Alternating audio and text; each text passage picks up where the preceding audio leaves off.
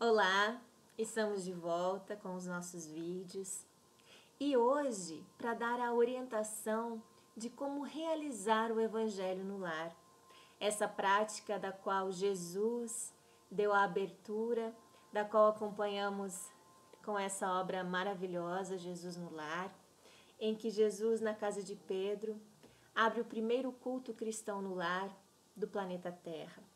Então, seguindo essas orientações e de todo o meu coração eu espero que tenham gostado da mediação de leitura e que tenha dado uma vontade de, assim como Jesus fazia as leituras e conversava e trazia um pouquinho de luz na casa de Simão Pedro, que nós possamos fazer isso nos nossos lares, ok?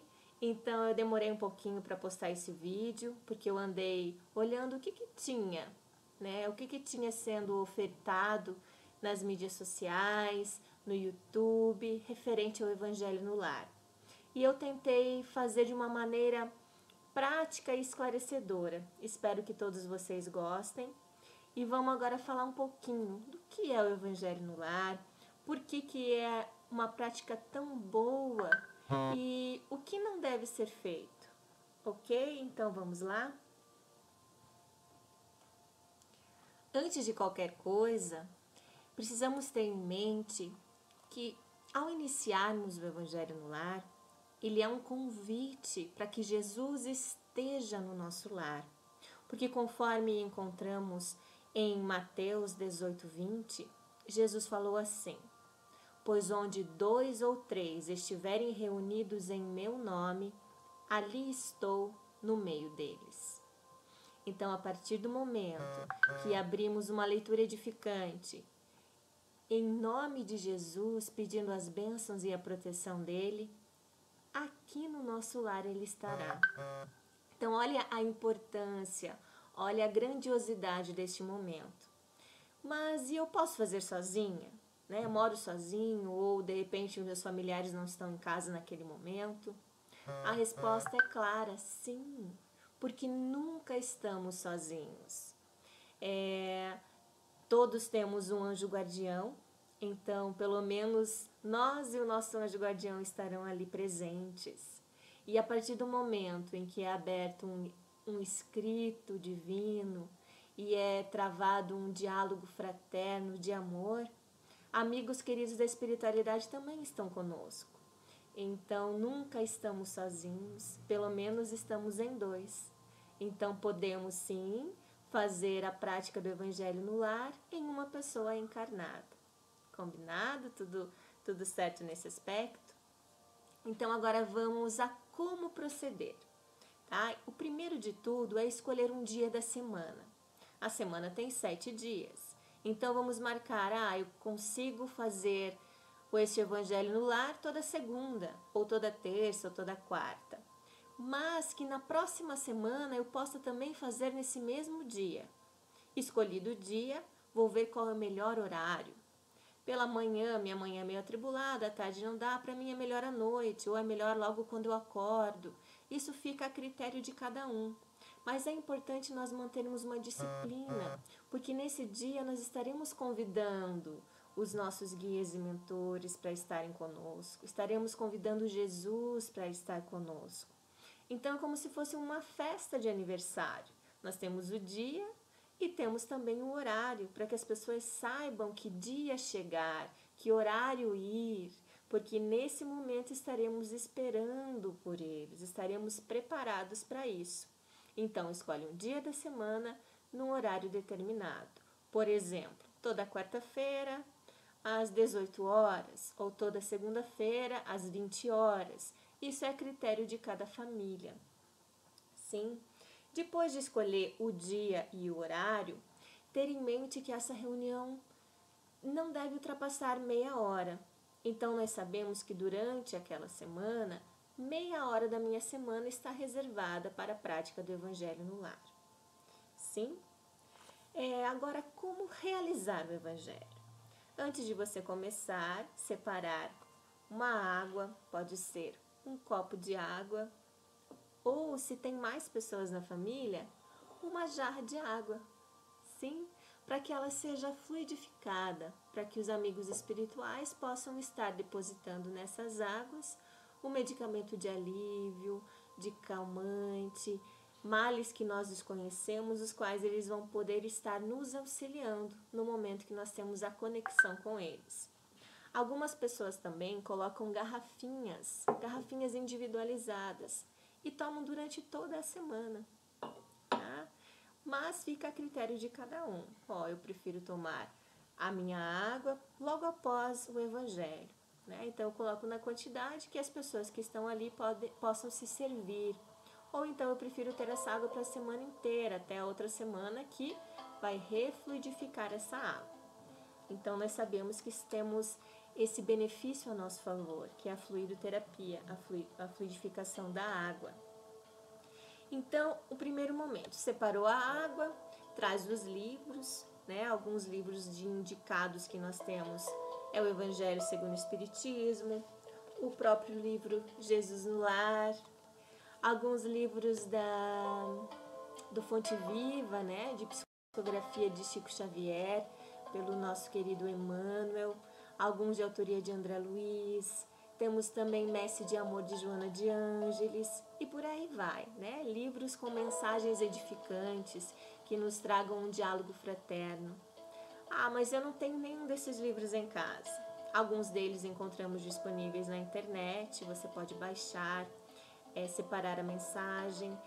Também existe a possibilidade de você abrir o Novo Testamento, a Bíblia, ler um parágrafo, ler uma mensagem, conversar sobre ela. Temos também o site do Momento Espírita, com belíssimas mensagens, que para o início do Evangelho no Lar você pode também estar lendo essas mensagens. Então nós temos muitas fontes que nós podemos buscar. Sim? Então vamos lá, separado isso, tem necessidade de ser na mesa? Na mesa é um local mais agradável, em que podemos nos apoiar, nos remete o que é a refeição. Fazemos a refeição na mesa para alimentar o corpo, então vamos fazer na mesa a oração para nos alimentar a alma. Mas lembrando que tem que ser algo prazeroso, que nos faça bem. Então podemos fazer no sofá, sentados na cama, onde estejamos confortáveis. Então não importa o que seja de físico, o que importa é o que nós traremos de benefício daquela oração e daquele momento. Crianças é algo muito importante delas participarem, porque elas estarão participando desse momento de celebração, estarão participando de uma mensagem, recebendo as bênçãos, verificando o exemplo dos pais ou dos responsáveis de estarem fazendo isso. Podemos também separar livros infantis para estar fazendo a leitura. Durante a oração, algumas famílias oferecem desenhos para que as crianças desenhem, pintem, para que elas vejam aquele momento como um momento gostoso, uma reunião de família. Sim, com todas essas observações agora, vamos para o início da prática do Evangelho. Escolhi o dia, o horário, separei minha água e a minha leitura. Então, todos reunidos, ou reunidos uma pessoa no físico, outra no mundo espiritual, proferimos uma prece de abertura, né? Uma prece para mostrar que estamos dando início e para ter a sintonia com o plano espiritual. Então, agradecer pela semana e pedir as bênçãos para esse Evangelho no Lar que está sendo iniciado. Uma prece, lembrando que a prece vem do nosso coração, mas muitas pessoas se sentem mais à vontade de fazer uma prece que já existe. Então façamos o Pai Nosso, que é a prece que nosso Mestre Jesus nos ensinou. Sim?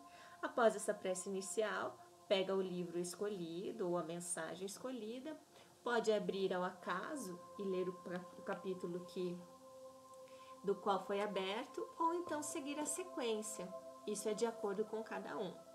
O bacana de abrir aleatório é que muitas vezes a mensagem que cai é aquela referente aos problemas que estamos passando, ou nos mostrando um caminho diferenciado de algumas situações que vivenciamos ou presenciamos. Então a espiritualidade atua de uma certa maneira quando abrimos aleatório.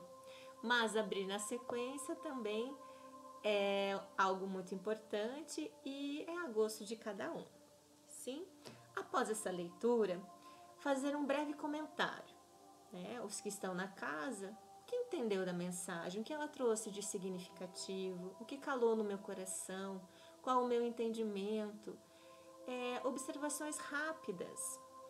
E uma dica também, que é algo bem importante, falar, mesmo que esteja sozinho, fazer a leitura, falar em voz alta, para que os irmãos espirituais também possam estar ouvindo aqueles que não conseguem ainda perceber a linguagem dos espíritos, que é a linguagem do pensamento. Então, nós estaremos também beneficiando esses irmãos, além do que quando nós falamos, quando nós ouvimos também, lemos e ouvimos, a nossa compreensão e o nosso entendimento fica mais aguçado, nós conseguimos refletir melhor, sim? Então, após isso, realizando a leitura, tecer os comentários breves e ir para as nossas orações. Que tipo de oração? Oração pela família, podendo ser um agradecimento, um pedido, as orações que gostaríamos de fazer, oração pelo nosso planeta Terra, por esse momento difícil que nós estamos vivenciando, né, dessa doença que tem trazido tanto medo e alguma desordem, mas que, se vermos direitinho, ela também nos traz muitos ensinamentos. Então, a oração que cada um gostaria de fazer. Sim, podemos pedir por alguém que está adoentado, pedir para abençoar nossa semana, para nos proteger, agradecer pela vida. Assim, algumas sequências de orações, podendo ser uma, chegando no máximo 3, 4, para que não passemos os 30 minutos recomendados. Sim, mesmo porque passando de 30 minutos, às vezes nós não conseguimos reter tudo que nós estamos conversando, né? Toda a movimentação, e às vezes passa a ser cansativo. Então, que a gente possa se atentar a isso. Então, após tudo isso, uma breve prece de encerramento e pedindo a renovação das nossas energias para aquela semana. Simples assim, é algo pequenino, mas grandioso quando vamos olhar os seus benefícios. Então, antes de eu falar dos benefícios, eu vou falar para que nós não venhamos a nos confundir com o que não deve ser feito no Evangelho no Lar e saber que ele não é. Então, ele não é um momento de discussão improdutiva. Então, após a leitura, não é para pegar aquela leitura e, vamos supor, falou sobre o egoísmo. Então, daí já começa a olhar para o seu esposo, ou para a sua esposa, para o filho e falar, viu, você foi egoísta nessa situação e na outra. Esse não é o objetivo. Se nós temos assuntos pendentes, deixemos para um outro momento ou após a prática do Evangelho no Lar, mas não no momento da oração. Lembrando que temos convidados, né, e que não podemos simplesmente gerar uma discussão neste momento. Mesmo porque as discussões nós temos que ter a calma, a tranquilidade para realizar. E não é momento para doutrinar ninguém, né? Nem querer repreender o outro. Viu? Você tomou essa atitude, você fez isso, você fez aquilo. Por favor, gente, não é esse o momento e não é esse o objetivo. Escolhe um outro momento, chama no canto, conversa, expõe o que sente de uma maneira delicada, que não venha a ferir nem magoar ninguém. E uma coisa muito pontual e que todos devem ter sempre em mente, que Evangelho no Lar não é prática mediúnica, não é local para manifestação espiritual, é um momento de oração no lar, de refazimento, de aprendizado, de estudo, de leitura, de oração, mas não de manifestação espiritual. Lembrando primeiro que os espíritos superiores, eles já são esclarecidos e têm esse conhecimento de que o Evangelho no Lar não é manifestação mediúnica, que manifestação mediúnica existe nas casas espíritas, nos locais apropriados para tal finalidade. Então, teríamos espíritos que não têm esse conhecimento. Então, sempre temos essa proteção e que, se sentirmos coisas diferenciadas, que possamos orar a Deus e falar que este não é o momento. Então, não confundir isso. É uma prática do Evangelho no lar, oração, leitura, meditação, diálogo. Nós estamos acendendo uma luz nos nossos corações e iluminando a nossa casa. Ok? Então, agora vamos falar um pouquinho dos benefícios de realizar o Evangelho no lar semanalmente. Então, primeiro, proteção. Nós nos preocupamos em ter alarme na nossa casa, fechadura, tranca, mas esquecemos da proteção espiritual. Então, quando acendemos a luz do Evangelho em nosso lar, uma redoma energética protege todo o nosso lar e todos aqueles que habitam nele. Então, olha que coisa linda. Trazemos harmonia, porque toda semana vai sendo renovadas energias de amor. Então, ficamos numa harmonia. Nós vamos nos educando para isso. Tendo também a limpeza energética dos nossos amigos espirituais. Nós temos um dia e um horário marcado para uma reunião familiar, que às vezes corre do dia a dia, ou cada um com seu interesse diferenciado, acaba se perdendo. Então, nesse momento, todos estaremos juntos, conversando sobre algo que vai beneficiar a todos. Um convite de Jesus para o nosso lar, né? Esse convidado de honra. Temos a disciplina, vamos nos mantendo o horário, o dia, e isso vai nos fazendo muito bem, vai nos disciplinando para isso. Somos exemplo para os nossos filhos, para as pessoas que nos conhecem, para os vizinhos que algumas vezes podem estar próximos e sabem que nós fazemos isso, né? Nós somos exemplo de que praticamos o Evangelho, e isso é algo muito bom. Temos um momento de reflexão e aprendizado, que quando não fazemos o Evangelho no lar, muitas vezes essas informações ficam perdidas ou buscamos um outro momento que não junto com aquelas pessoas que convivem conosco, né? Temos outros tipos de grupo. Então, olha a importância de trazermos a reflexão e o aprendizado em família. Temos o benefício da água fluidificada e também da caridade. Caridade para conosco, de estar trazendo um pouquinho de alento, de conforto aos nossos corações, e caridade também no sentido de orar pelo outro, de vibrar positivamente através das nossas orações por aqueles que estão enfermos, por aqueles que estão necessitados. Então, o Evangelho no lar também é uma prática da caridade. É a nossa caridade através da oração em benefício dos nossos irmãos. Antes de encerrar, eu gostaria de comentar com vocês que lar e casa têm uma grande diferença. Casa é a moradia física. Existem muitas construções por aí, mas lar é onde as pessoas convivem com afeto, com amor, é onde temos as nossas raízes. E que bem melhor podemos fazer pelo nosso lar do que trazer a oração, do que convidar Jesus para estar conosco. Nesse momento de pandemia, em que tivemos que ficar dentro dos nossos lares por mais tempo, olhe só, é um momento de refletir como temos cuidado dessa casa. Será que ela é um lar? Que possamos nos amar, nos respeitar e acender a luz do Evangelho dentro dos nossos lares, para que possamos nos fortalecer aqui no nosso lar e levar essa luz e esse amor para a sociedade. Uma coisa eu digo para vocês: perseverem. Às vezes vamos implementar o Evangelho no lar, acontece alguma coisa, né, que nos chama, um telefone que toca, um esquecimento do dia. Isso é super normal, porque ainda não está fazendo parte do nosso cotidiano, da nossa rotina semanal. Mas persistam, porque todos vão passar a sentir, a partir da segunda, terceira semana, um alívio, um ar diferente, um sorriso no rosto, né? Então, persistam.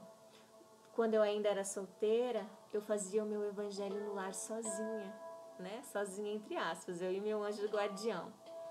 E logo depois a minha mãe começou a fazer comigo, a minha irmã, depois veio a minha cunhada, os sobrinhos, né? E o evangelho, que era eu e meu mentor espiritual, acabou ampliando para toda a família. Alguns amigos chegavam no horário do evangelho, faziam juntos. Então, se tivermos visitas, agora nesse momento de pandemia não a temos. Mas, quando tivermos, elas também podem fazer conosco, né? Explicando do que se trata, qual o objetivo, qual o fim. Ok? Espero que eu tenha trazido boas orientações, que cada um que ainda não implementou o Evangelho no lar, que possa fazê-lo, e que quem já faz, que a sua energia de amor seja cada vez maior, que a sua certeza de que está fazendo algo correto seja cada vez maior, porque o Evangelho no lar é um ato de amor para conosco e para com a nossa sociedade, porque uma luz acesa ilumina muitas outras. Na sequência vamos ter uma mensagem da nossa querida Joana.